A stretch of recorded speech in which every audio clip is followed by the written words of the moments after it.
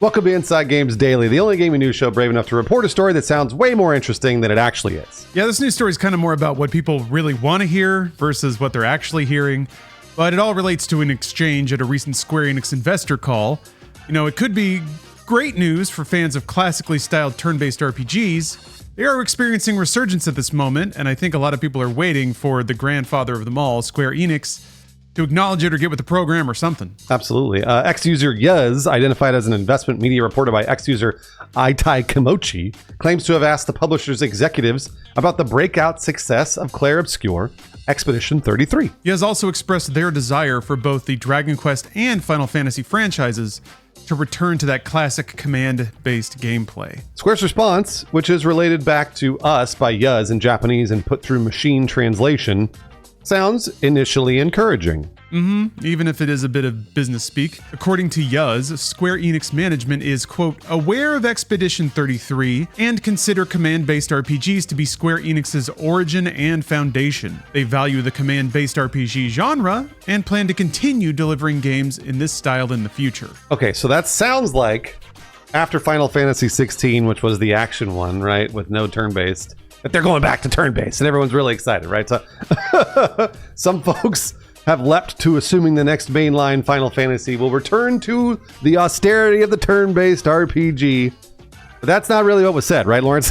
Yeah, and it's honestly, it hews a lot closer to what executives usually say when they're asked about anything, which is that we acknowledge this happened, we will continue earning money. That's essentially what we got. So yeah, granted, provided we split hairs with a machine translation, although Itai Kimochi actually did kind of validate that the machine translation was largely factually accurate.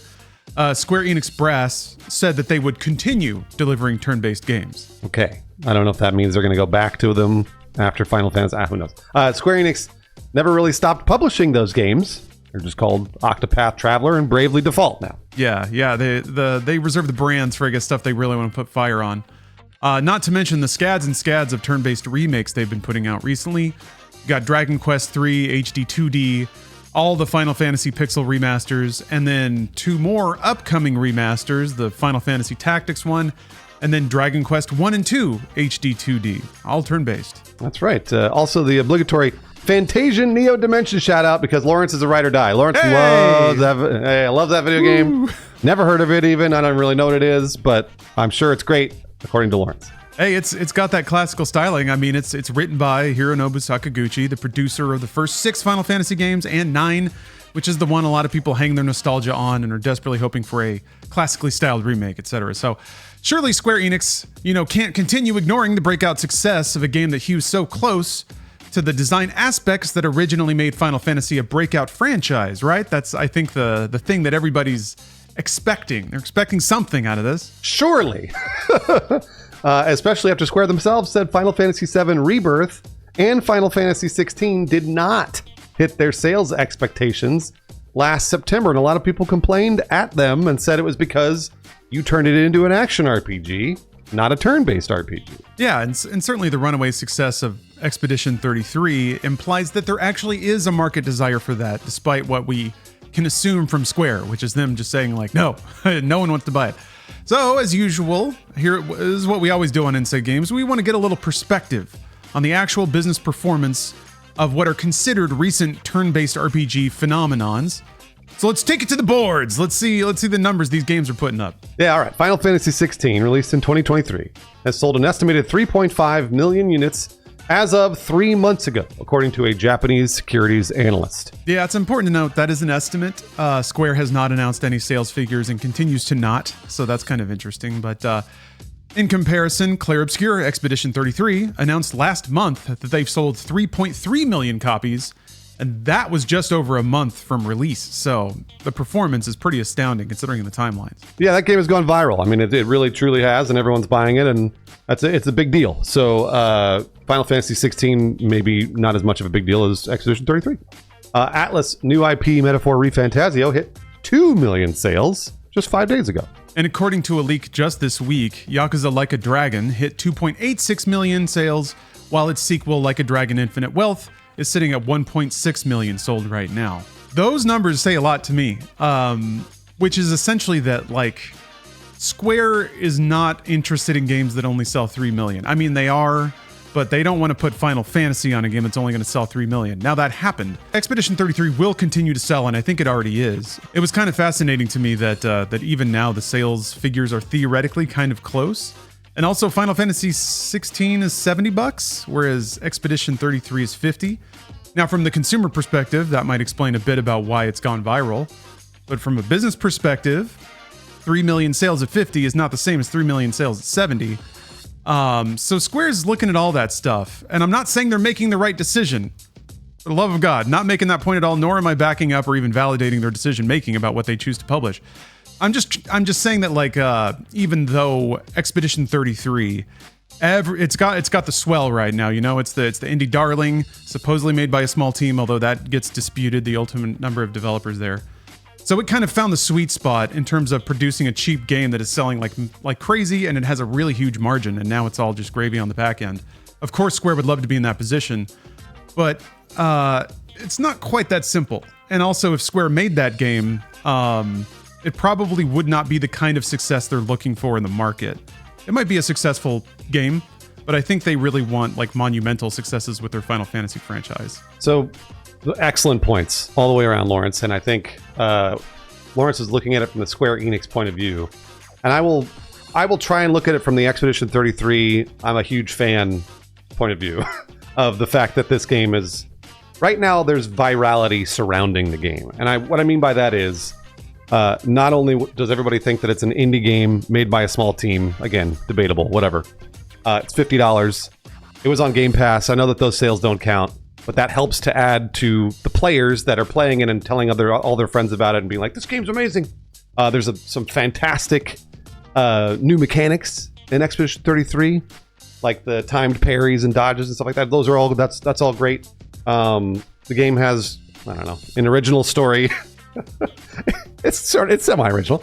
So there's a lot surrounding Expedition 33. I don't know that you're going to get that with a Final Fantasy 17, right? Like down the line, it's going to be tough to make. While it does have the Final Fantasy brand name behind it, right? It's got this amazing IP. You're not going to get the virality of something new made by a small team, made by an indie game developer. Like there's a bunch of really cool things surrounding Expedition 33 that probably won't happen for a Final Fantasy game. So I'm not saying that they're the underdog. Final Fantasy's the underdog at all. It's just more of like where we are in the life of that franchise. It's you know, sometimes pretty tough to make a game go viral. Now, here's the question. Expedition 33, 4 or 5. Are we still down the line there? Are we still getting the sales? Are we still getting the virality? That is the real question. That's like, is this going to become a Call of Duty franchise, right? I don't know. I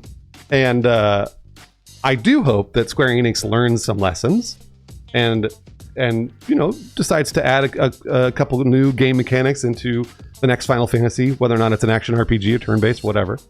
But I think Final Fantasy, weirdly, is on the back foot here, strangely. Yeah, I agree. And I think you put it perfectly. I think the expectations are different for both those games. If Final Fantasy 16 were not called Final Fantasy, people would note some weird similarities to what Final Fantasy typically is, but I think it wouldn't have been judged quite as harshly.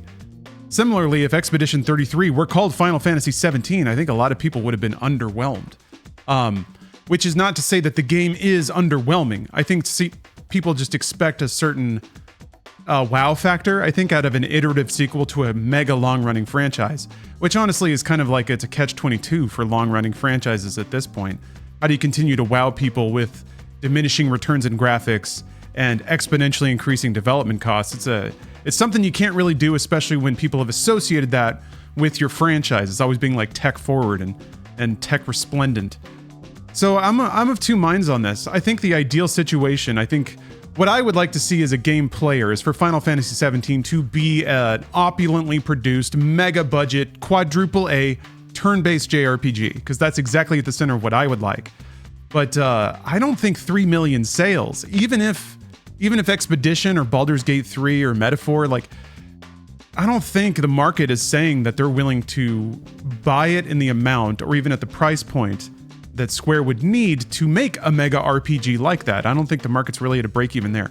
What it is absolutely at a break even for is like a tightly scoped game with a lot of creative vibrance, and that's exactly what Expedition is. Square could do that, but they're about 2 or 3 years away from starting to like get those games out the door, and by then it's going to be a different market again. Who knows how many Expedition likes will be bouncing around by that point. And by that point, we might, the tune might change again. I'm so tired of all these outrageously vibrant, hyper-emotional JRPGs. Just give me something to shoot. So there's the more that I listen to us talk, Lawrence, the more it sounds like we're on the side of a giant billion-dollar corporation.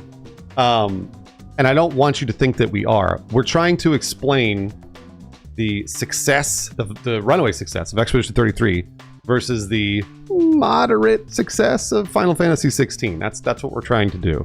And I know a lot of people are like, AAA game development's crashing and I can't wait.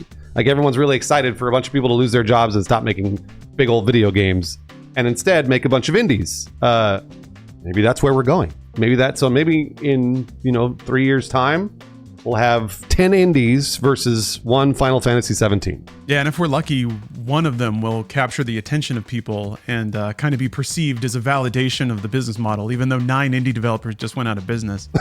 That's kind of happening now. I mean, it doesn't really catch headlines, but a lot of like ex-Blizzard indie studios have kind of like gone up and already. I think Battle Aces just like shut down and everything's closing. So there have been shots on goal there, but they don't all hit. Typically, we like to celebrate the ones that hit, but they tend to be exceptions to the rule, and that's just the sad truth of how hyper-competitive gaming is right now. That's right. So either way, I liked Final Fantasy 16, and I also liked Expedition 33. So I liked both of them, and I hope that there is a market that both can succeed. I hope we get the really, really cool giant Spider-Man 3s, and then we get the medium Expedition 33s. I like all those. I think they're really fun. Yeah, I agree.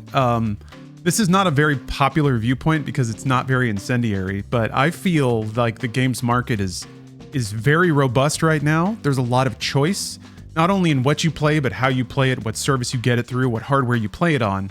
And like lots of genres are represented at many tiers. Like Rematch, just an arcade sports game, the kind of thing that just wasn't getting made forever. And there's one. Ubisoft made a couple that didn't really hit, but I'm glad that this is finding an audience now too. So it's more like the games that are finding their audience that are made at the right scope for that audience. And that's what I love to see. Lawrence, Rematch just sold 1 million copies. Did you know that? That's awesome. Yeah, isn't that awesome? Provided it, provided it wasn't in development at EA for like 6 years, which is usually how that stuff goes. So yeah, if it's a tight turnaround game, that's great. And it'll probably only keep growing, right? Pretty rad. It's like $30 too. People were talking about whether or not Rematch was going to be free to play, and they're like, no, we never scoped this as a free to play game. We always wanted it to be a pay game, and it's $30 and sold 1 million copies. So hey, great for them. Love to see it. Speaking of keeping some change in your wallet, Inside Games is always on your side. A bit of a shout out here. Steamworld Dig is free on Steam right now, so go scoop it up. And we turn from there to games that aren't even out yet. That's right, we're heading on down to Law Dog's Preview Corner. another introduction of a segment here. This one is Pedal Runner. This is a hyper pixelated indie game. Basically, it's kind of like you're in a Pokemon world, except all the Pokemon are these holographic pets. They're all virtual. And you go around as basically a virtual pet technician. You go into people's houses to kind of tune their holo pet projectors to make their pets behave normally. To do that, you basically play WarioWare style mini games. You just have to pass a certain amount of mini games, and then you've tuned the pet, and then you go on to the next thing. The setting itself is pretty bonkers. It's pretty weird. Everyone just kind of says random things. It's got that sort of Pokemon is a shade of this, but like the Mother series, Earthbound, and things like that, where everybody's just a little strange and says goofy stuff. So there's a lot of humor kind of baked into the environment itself. One of the demos that I played, I basically went into a person's house and they had a holo pet that helped their dad to rediscover his love of surfing. So that was kind of the little sub story that I found there.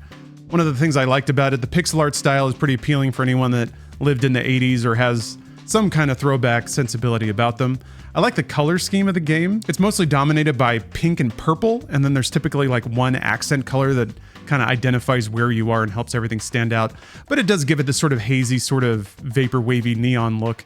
that matches this sort of retro throwback vibe as well. Yeah, those are basically the high points. Pedal Runner's in development from Nano Park Studios, published by I Am 8-Bit Studios with a TBA release date. Don't know when it's coming, but WarioWare minigames, Pokemon-style collecting and cute little critters, and then a weird world to explore. So go check it out. Wishlist it on Steam if you like, but I was pretty charmed by it. Yeah, it looks super cute. It's really adorable. We'd like to thank a pair of very special Inside Games patrons. They support our Inside Games Patreon every single month. They wait their turn to take every action in life. Hot Date and Shaky Pants. You have the patience of a saint, and you're not ever dodging, you're only parrying. Playing on hard mode.